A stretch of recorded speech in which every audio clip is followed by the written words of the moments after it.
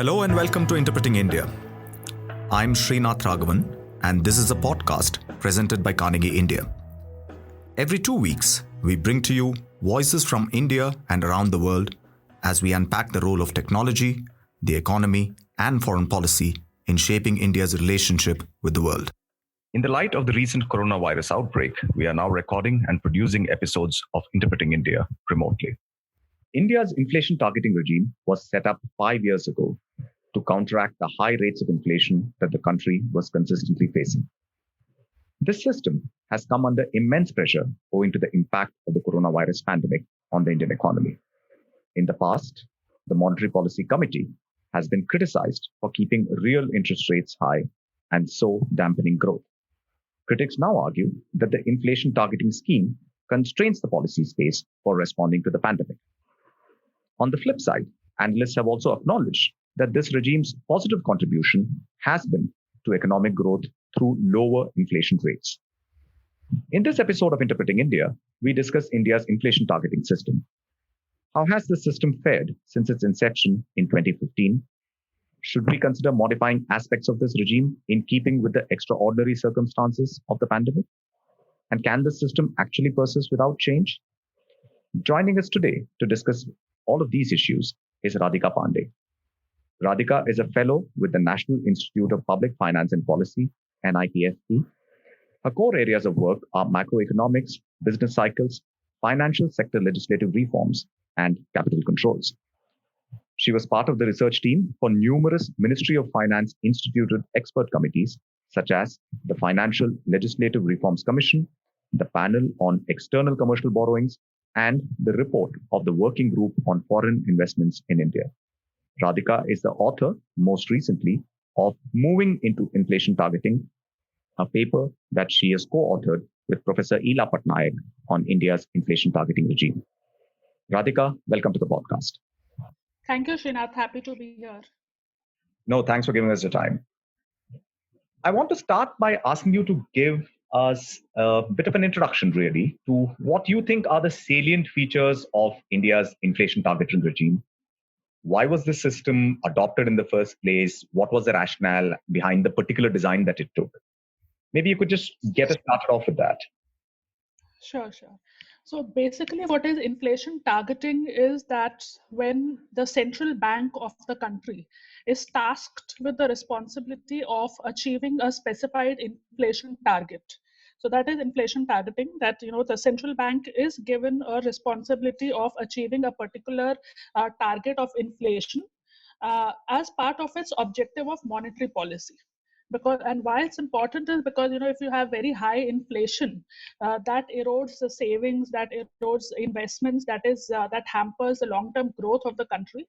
So it is understood that low and stable inflation is beneficial for the economy as a whole.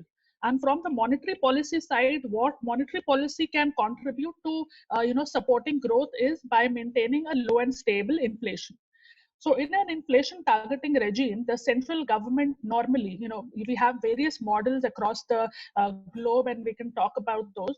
But in general, the central government, in consultation with the central bank of the country, assigns a specific target of inflation to be achieved over a medium term. For example, in India's case, when in 2016, this inflation targeting regime was adopted, it was the target given was 4 plus minus 2%. So the target is 4% with an upper band of 2% and a lower band of 2%. And it is to be achieved. This target is operational till 2021. In 2021, in March 2021, this target will be again reviewed depending upon the economic condition. And maybe a new target will be given or the same target will be set. So that is inflation targeting regime. And you ask why it is important. It is important to anchor the inflationary expectations of people, because whenever we have these wage setting negotiations, whenever we fix the salaries or wages, one of the important component of this is the cost of living. So how you determine cost of living, next year, what should be the cost of living? What do you assume? You assume 10% or 15%. What is going to be an increase in prices? That will determine our wage or our salaries. Now, if we have something to anchor our inflationary expectations, if we have the central bank telling us that, I will do everything, whatever it takes to maintain inflation within a band, then our inflationary expectation get anchored. We know that, okay, if the inflation is going to rise above 6%, the central bank will do something to bring it down. Similarly, if it goes below 2%, the central bank will take a number of steps, proactive steps, to ensure that inflation remains within the band. That's very important, because if we do not have inflationary expectations which are anchored, then we will have, exorbitant cost of living, and then wages will rise. And if wages rise, the firm's cost of production will increase. So, the price will rise. If prices rise, again wages will rise. So this will generate a kind of a wage price spiral. So in order to anchor inflationary expectations, it is important to have an inflation targeting regime. And mostly, if we look around countries, most of the countries are following some or the other variant of an inflation targeting regime, because it is beneficial for the long-term stability of the economy. So clearly, this inflation targeting regime was instituted after a bit of a debate. There was a committee which kind of went into it and recommended and so on.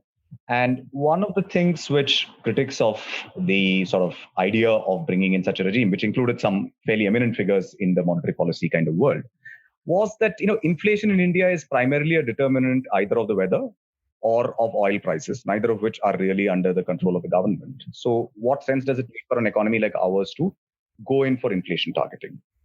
I mean, in retrospect, how valid do you think that criticism was? Yeah, so one of the when we adopted inflation targeting regime, one of the debate was, what should we target? Should we target the headline inflation, which includes food and fuel, which are all exogenously determined, or should we target just core inflation, where we strip off these volatile components, or the components which are outside the remit of uh, the monetary policy?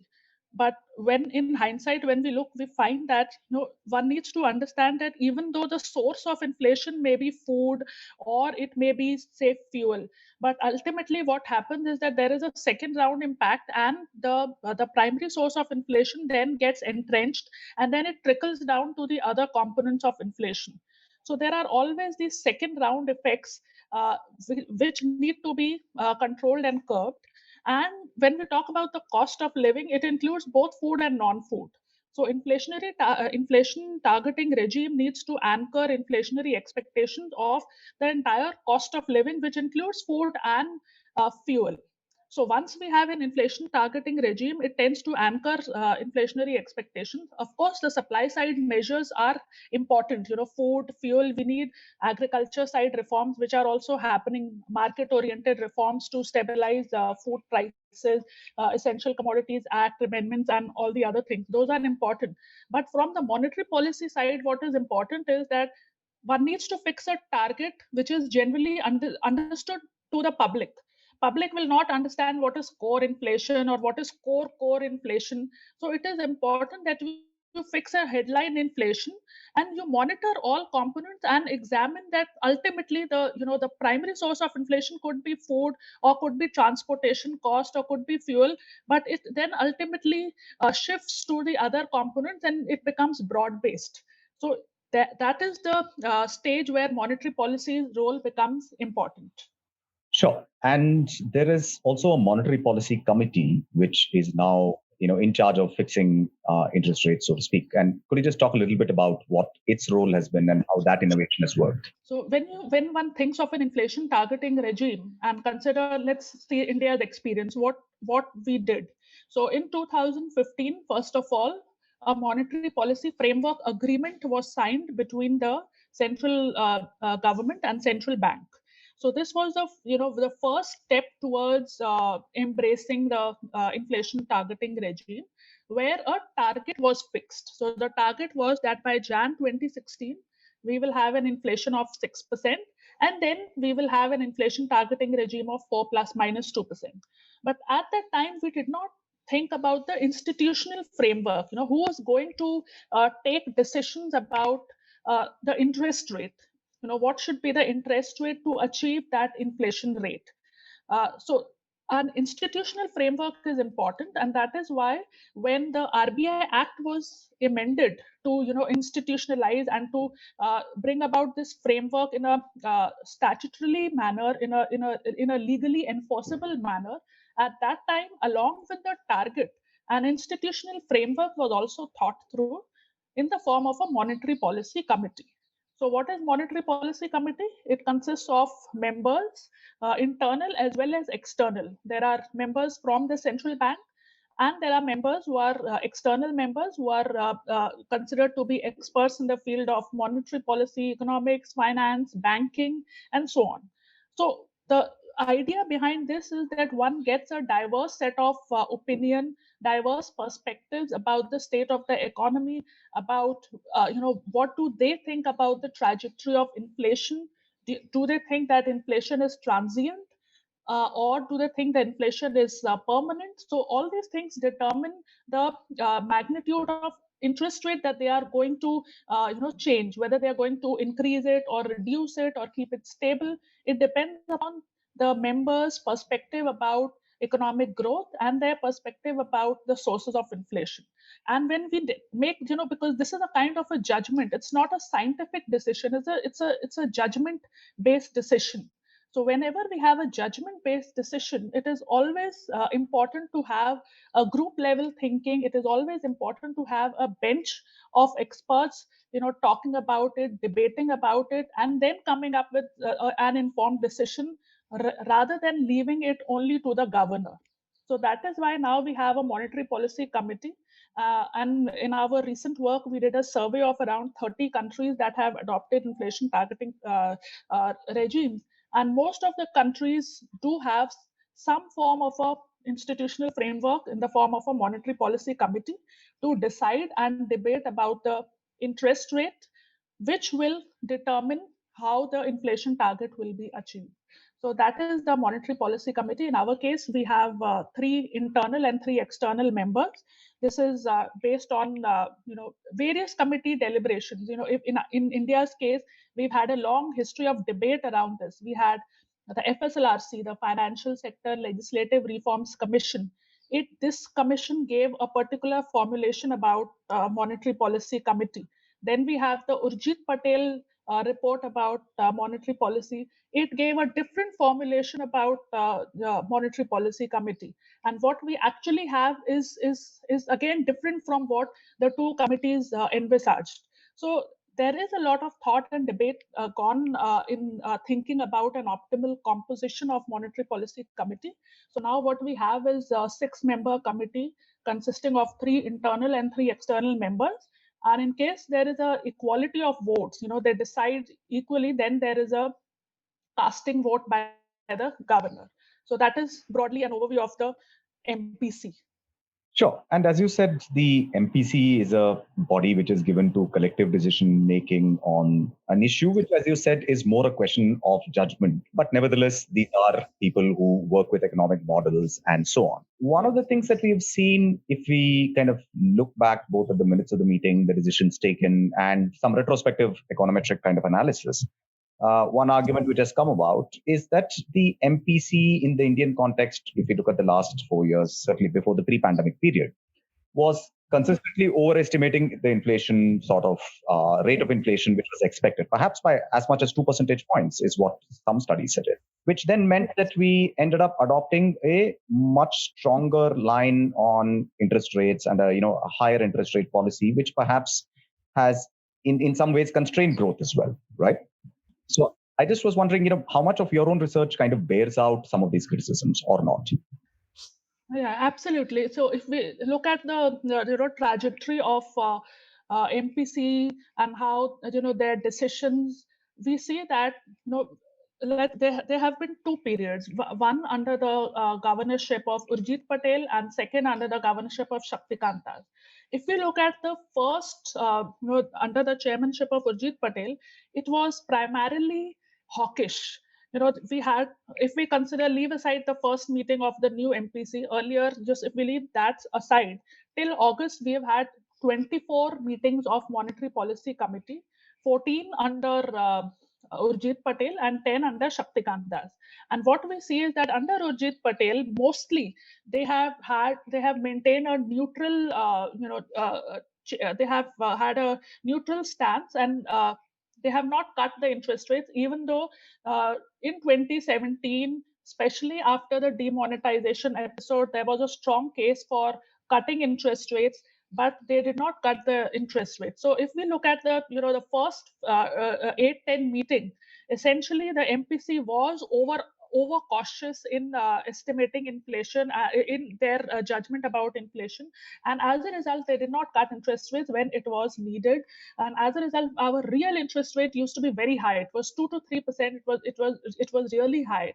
And at that time, the then chief economic advisor Arvind Subramanian had criticized the MPC for being over cautious on inflation, even though inflation at that time was ranging between 2 to 3%. Still, the MPC did not cut rates.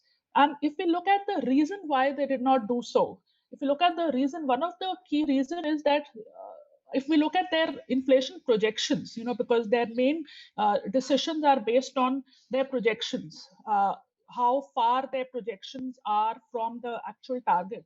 If we look at their projection, they have in the initial 8 to 10 meeting, they were consistently overestimating the actual inflation.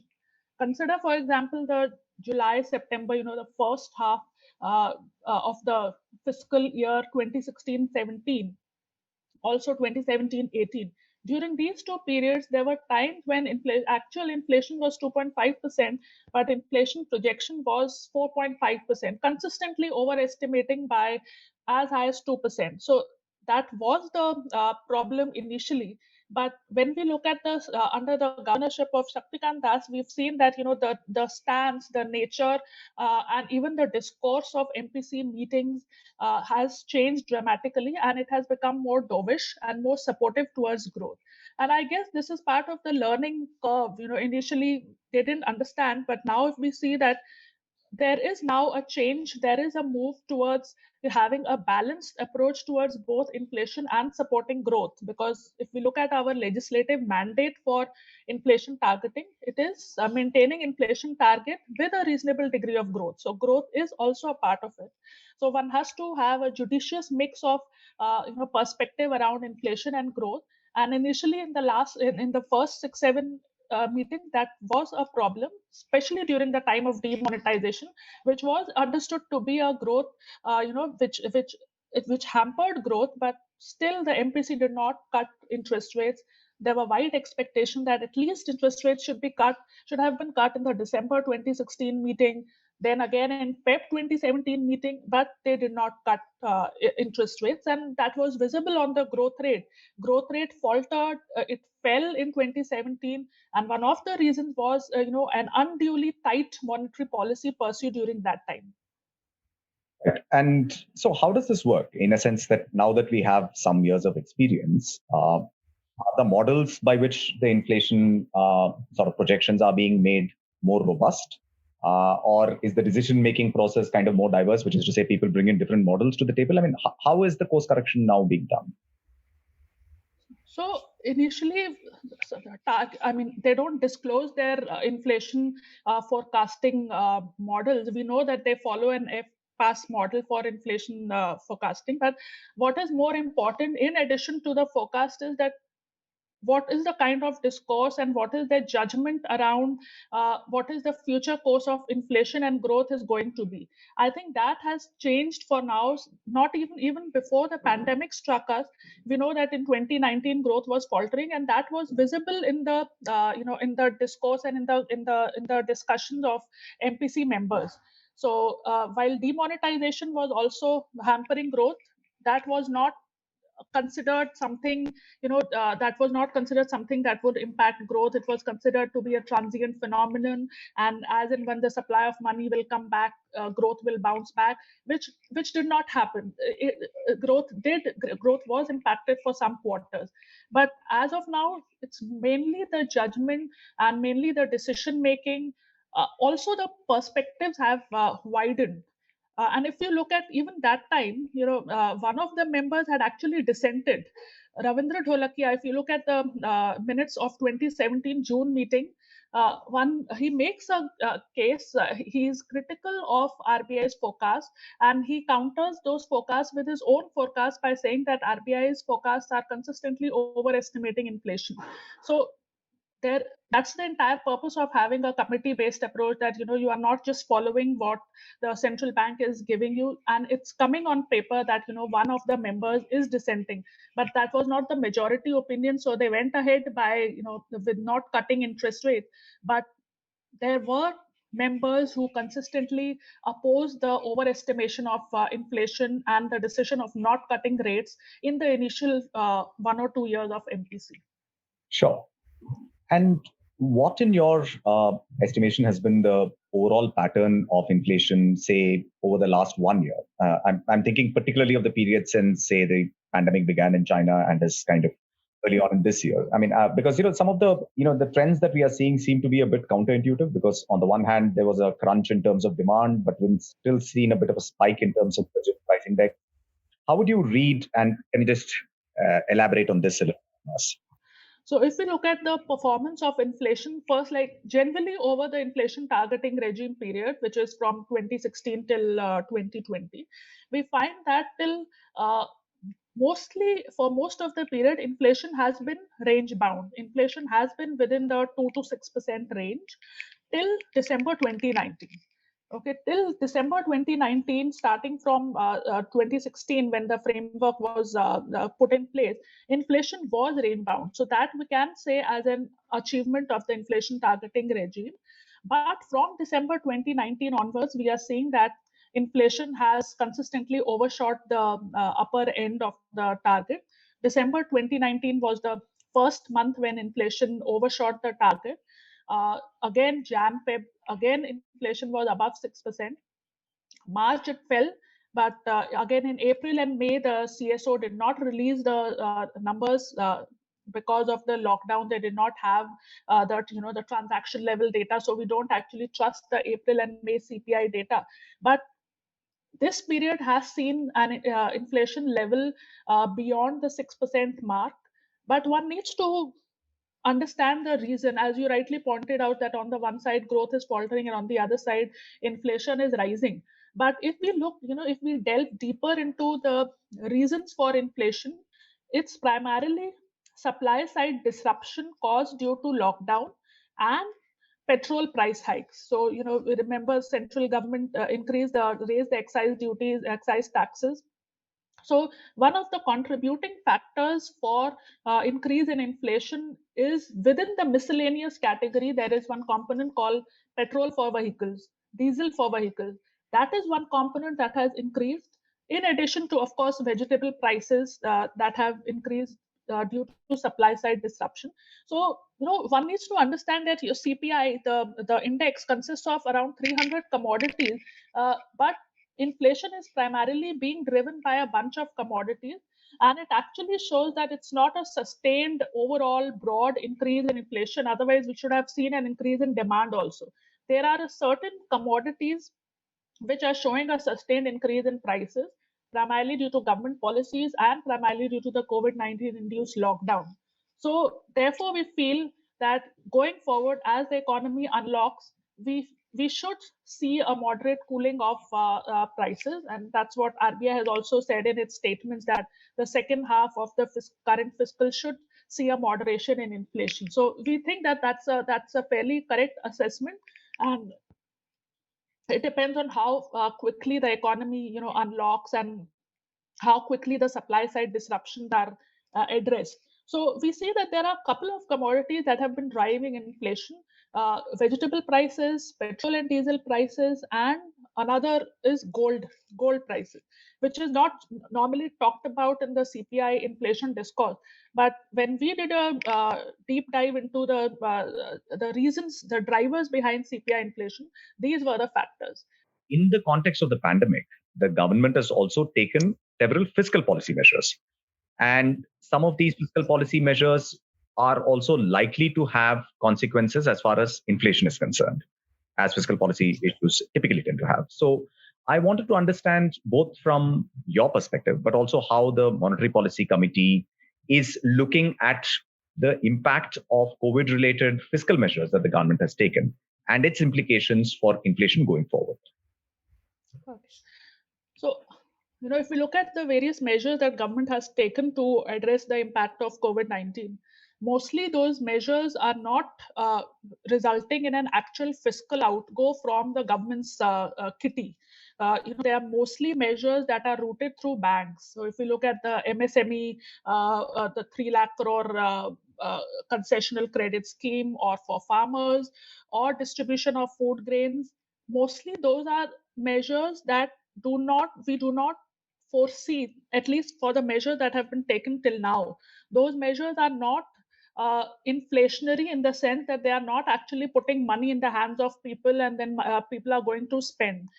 So we don't see, as of now, with the current mixture of measures that have been taken by government, uh, they are going to have a very strong impact on inflation. While they may have an impact on growth, because most of the measures that have been taken are either restructuring or giving loans at concessional rates, mostly routed through banks, and they are not going to have an impact on the fiscal kitty of the government, at least for this year or the next year. So we don't see those having, in the conventional sense of the term, we don't see those having a very acute inflationary impact, so to say, as of now, because they are not very expansionary in nature. They are primarily routed through banks, and they are mainly done to support businesses, small businesses, and to get, to facilitate their opening up and to facilitate their businesses coming back on track.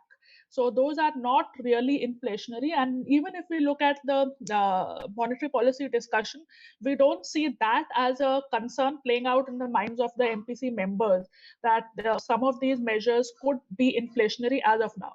Most of the measures, or most of the discourse that we see on the MPC meetings, the minutes released, they are mainly talking about either how to maintain the liquidity, how to keep the cost of borrowings low, or how to keep the cost of government borrowing low. We don't see the impact of the fiscal impact of the measures taken by the government having an impact on inflation. That's not the concern as of now, until and unless government comes with some big bang fiscal measure, which is clearly they are constrained by their fiscal position, because they have to pay compensation. Says they have already borrowed 4 lakh crore, then they have now decided to borrow 1.1 lakh crore in addition. So we don't envisage a very big bang kind of a fiscal measure that actually puts money in the hands of people, and government goes and people go and spend, and that will lead to an inflationary impact. That's not going to happen, at least in the short to medium term. Okay, one last question for you, which is kind of more speculative and forward-looking. But I was just wondering, I mean, do you think that the current framework that we have for inflation targeting, with the mandates that the government has laid out, is likely to continue through this period of, say, a post-pandemic recovery, which in our case might be even somewhat elongated because of pre-existing weaknesses in the economy and so on? Do you think what the system with which we have worked for the last 5 years is going to persist more or less unchanged, or do you think there's going to be more of an emphasis towards saying that growth may have to be prioritized, at least in the short to medium term, especially in a context where, as you're saying, inflationary risks are not that high on the horizon? So if we look at the legal framework, what are we allowed to review every 5 years? We are allowed to review the inflation target. We are not allowed to, the legislative framework or the mandate or the provisions of the RBI Amendment Act of 2016 do not envisage a review of the framework as such. What it envisages is a review of the target. Whether it will be 6% plus minus 2%, are we going to have a band, or are we going to narrow the band, or are we going to widen the band? Are we going to shift from a band to a kind of a range? Okay, so those are the kind of things that the legal framework envisages to review every 5 years. So the question about whether they are going to give more primacy to growth as opposed to inflation, that is already part of the mandate, which says that you have to maintain low and stable inflation along with growth. So inflation and growth are already there. It's just that they can, as of now, the primacy has to be given to growth, which they are giving. But for that, you need not change the framework as such, because what is legally permissible is to think about changing the target, which is currently 2 to 6%. So that might change. You may want to widen the target, or you may want to narrow the target. Those are the discussion points to think around, but not whether to change the framework as such, because that is something which is going to be dangerous, because it takes time to anchor inflationary expectation. And if one keeps changing the inflation targeting framework as such every 5 years, especially in the initial years when we are just learning how to anchor inflationary expectation, it is very dangerous, and it would be imprudent of policymakers to think of changing the framework. That is why it's not even laid down in the act. The act only requires us to revise the target. So that's the point about inflation versus growth. Both are targets that are provided in the act. But what is to be reviewed every 5 years is the inflation target, the numerical target, along with the tolerance band. Radhika, thanks so much for joining us today. It was great to talk to you. Thank you.